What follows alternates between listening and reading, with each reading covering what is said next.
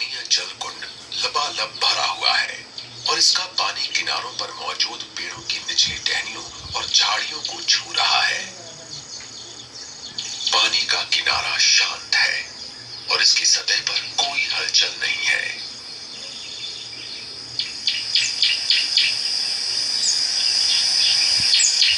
आसपास का जंगल भी खामोश है और लगता है यहाँ कोई नहीं है।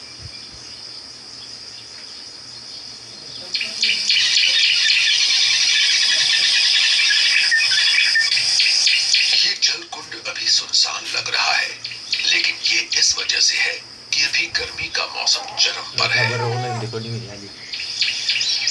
अभी जंगल में हर जगह पानी उपलब्ध है और जीवों को यहाँ उतनी बार नहीं आना पड़ता जितनी बार वो जाड़े के सूखे महीनों में तब आएंगे जब ये पानी का मुख्य स्रोत बन जाएगा।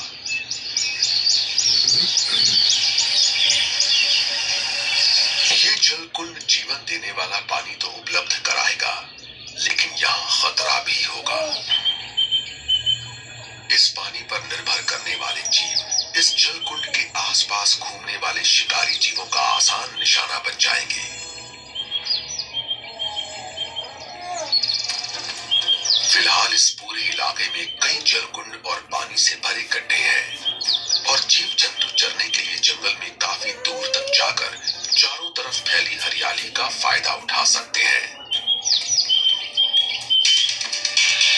खाने के मामले में ज़ेब्रे हालात के मुताबिक ढल जाते हैं और पेड़ पौधों का कोई भी हिस्सा खा सकते हैं, लेकिन इनकी पसंदीदा हरी भरी घास की अभी भरमार है और ये सबसे अच्छी घास चरते हुए जंगल में धीरे धीरे आगे बढ़ते हैं। पूरे जंगल में मौजूद कई छोटे जलकुंडों के बावजूद ये बड़ा तालाब अब भी एक ऐसी सूरत देता है जो ताजे पानी से भरा कोई गड्ढा नहीं दे सकता। ये इस मौसम की तेज गर्मी से ठंडक भरी राहत देता है।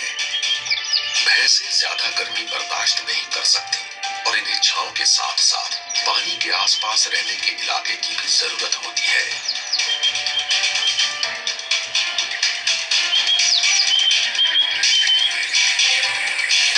नर अक्सर कीचड़ में बैठे रहते हैं, जिससे इन्हें ठंडक तो मिलती ही है, साथ ही ये इनकी खाल के लिए भी फायदेमंद होता है और काटने वाले कीड़े मकोड़ों से भी बचाता है।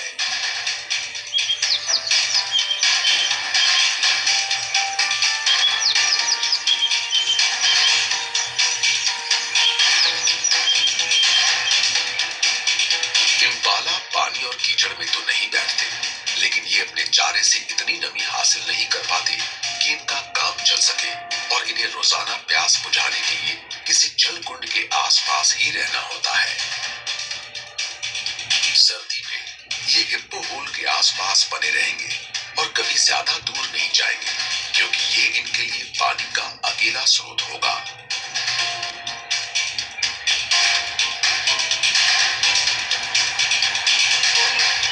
इस प्राकृतिक आवास क्षेत्र में घुमावदार बहाव के साथ गुजरने वाली दोनों नदियां अभी पूरी तरह भरकर तेजी से बह रही हैं।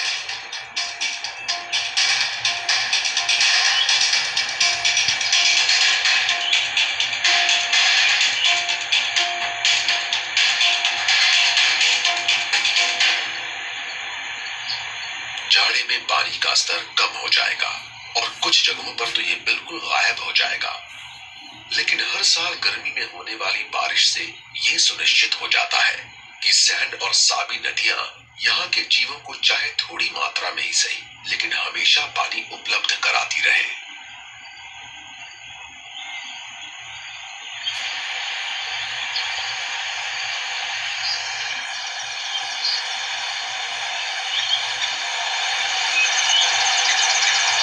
सरकंडे की घनी झाड़ियों और रेतीले इलाकों के बीच बीच में थोड़े तेज बहाव और गहरे जलकुंड इन नदियों की खासियत है और इससे बनने वाले कई तरह के आवास क्षेत्र में कई तरह के जीव पलते हैं, जिनमें मछलियां, उभयचर और बिना रीढ़ वाले जीव शामिल हैं। यहाँ के हिप्पो के झुंडों के रहने के लिए पूरी तरह भरी हुई नदी बिल्कुल सही है।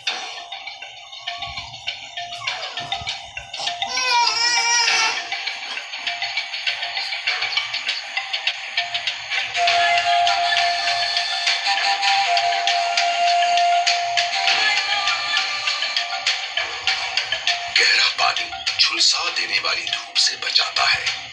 और नदी के किनारों पर मौजूद जंगल में बड़े बड़े पत्तों वाले पेड़ों के नीचे उगी घनी घास से हिप्पो को चरने की बढ़िया जगह भी मिल जाती है।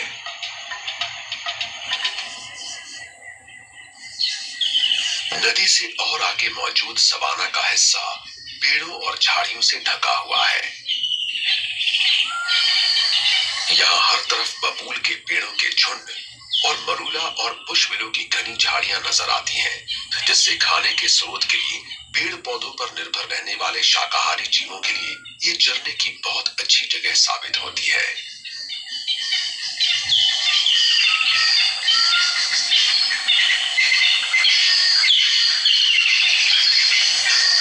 ज़ेब्रे जैसे शाकाहारी जीवों के प्रजनन का कोई निश्चित मौसम नहीं होता, लेकिन इनकी सबसे ज्यादा संतानें गर्मी में ही पैदा होती हैं। ज़ेब्रे के बछड़े 1 साल तक मां का दूध पीते रहते हैं, लेकिन ढेर सारी पौष्टिक हरियाली मौजूद रहने पर ये बड़ी आसानी से 7 महीने में ही दूध पीना छोड़ देते हैं।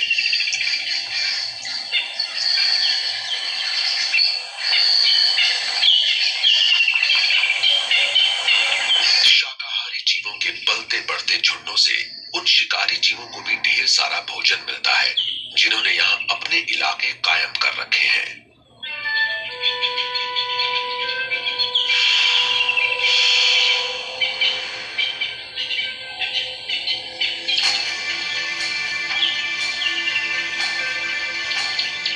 लेकिन सभी जीव पानी पर ही निर्भर हैं। इजिप्शियन हंस दक्षिणी अफ्रीका में सबसे ज्यादा नजर आने वाले पानी के परिंदों में से एक है। ये लगभग पूरी तरह शाकाहारी होते हैं और ज्यादातर घास और पानी में उगने वाले पौधे खाते हैं।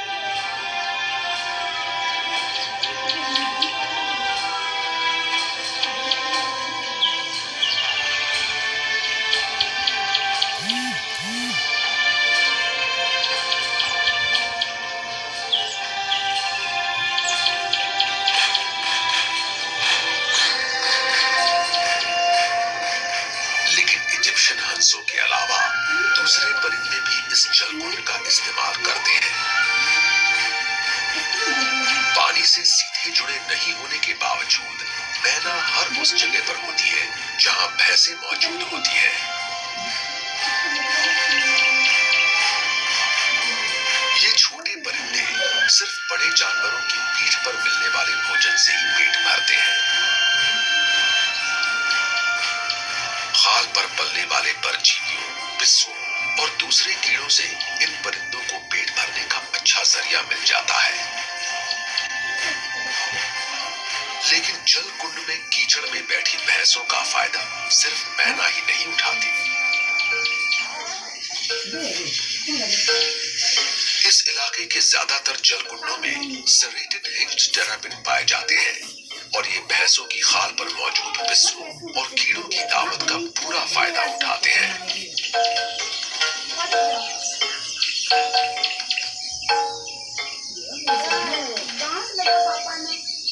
पूरे दक्षिणी अफ्रीका में पानी और उसके आसपास पाया जाने वाला एक और आम सरीसृप नाइल मॉनिटर लिजर्ड है।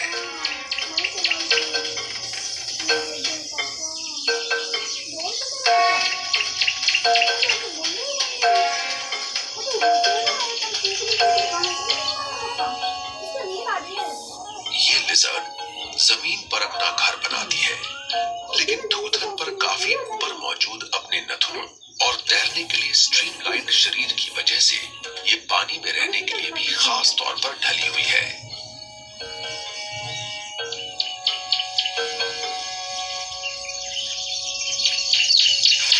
छोटे चूजे लजीज नाश्ता साबित होते हैं और जब पानी का स्तर बया पक्षियों के नीचे लटकते घोंसलों तक पहुंचने लगता है तो उन्हें पकड़ना आसान हो जाता है।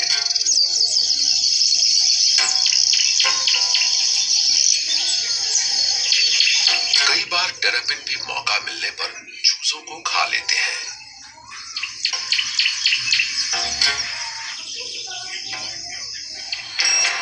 लेकिन बहुतायत का ये समय ज्यादा दिनों तक कायम नहीं रहता। गर्मी के मौसम का अंत करीब है और अब तापमान कम होने के साथ साथ बारिश भी बंद हो जाएगी।